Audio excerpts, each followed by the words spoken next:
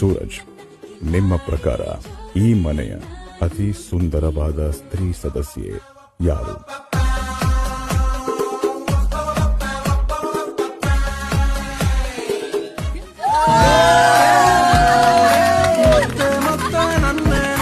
ರಾಶಿಕಾ ಅವ್ರಿಗೆ ಕೊಡ್ತಾ ಇದ್ದೀನಿ.